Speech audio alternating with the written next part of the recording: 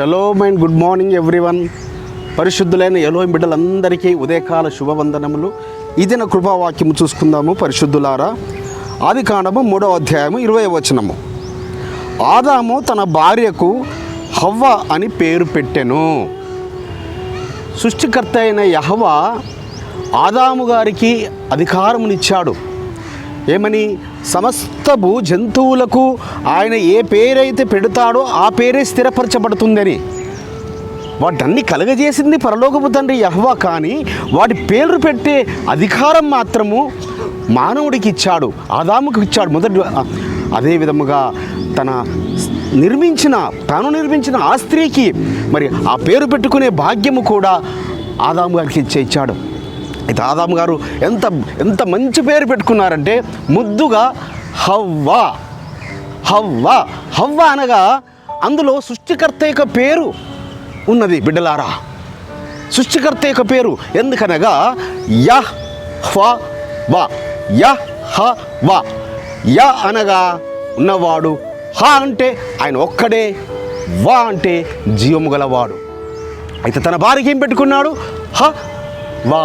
హ అంటే ఆమె ఒక్కతే, జీవం గలవానికి తల్లి.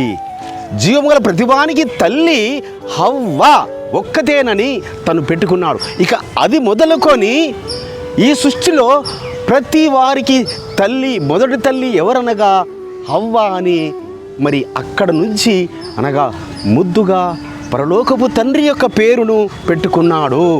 పరిశుద్ధుని యొక్క పేరు.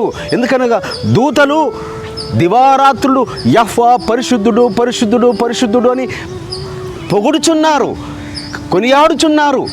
కాబట్టి ఆయన యొక్క భార్యకు ఆ పరలోకపు తండ్రి యొక్క పేరు ముద్దుగా ఉండే విధముగా.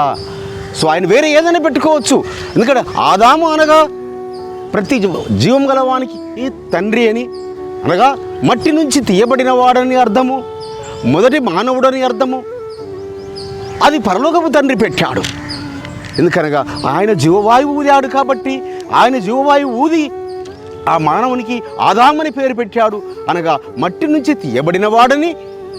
మరియు అదే విధముగా ప్రతి హ్యూమన్ బీయింగ్కు మొదటి వాడు అని, తండ్రి అని. అదేవిధంగా మరి ఆదాము ఇది ఆలోచించి తన భార్యకు జీవం గలవానికి ప్రతివానికి తల్లి అని హవ్వ అనే పేరు పెట్టాడు. అందును బట్టి పరమతనికి కృతజ్ఞతాస్తులు చెల్లిద్దాం, ప్రార్థన చేసుకుందాం. పరిశుద్ధుడైన తండ్రి, అబ్రహాం, ఇస్సాకు, యాకోబుల ఎలోహిం, ఏలెలో ఇజ్రాయిల్, మీ ఘనమైన నామమునకు స్తోత్రములయ్యా.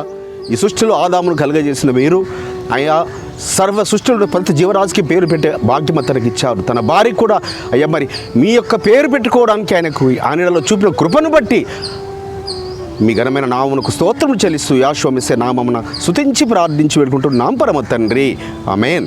మన పరలోకపు తండ్రియు రక్షకుడును విమోచకుడును నజరేయుడైన యాషోవా మెస్సీయ వారి దివ్య సముఖము నుంచి మీకు, మీ కుటుంబాలకు, మీ వంశాలకు శాంతి, సమాధానం, కృపయు నిరంతరము నిలిచి ఉండునుగాక.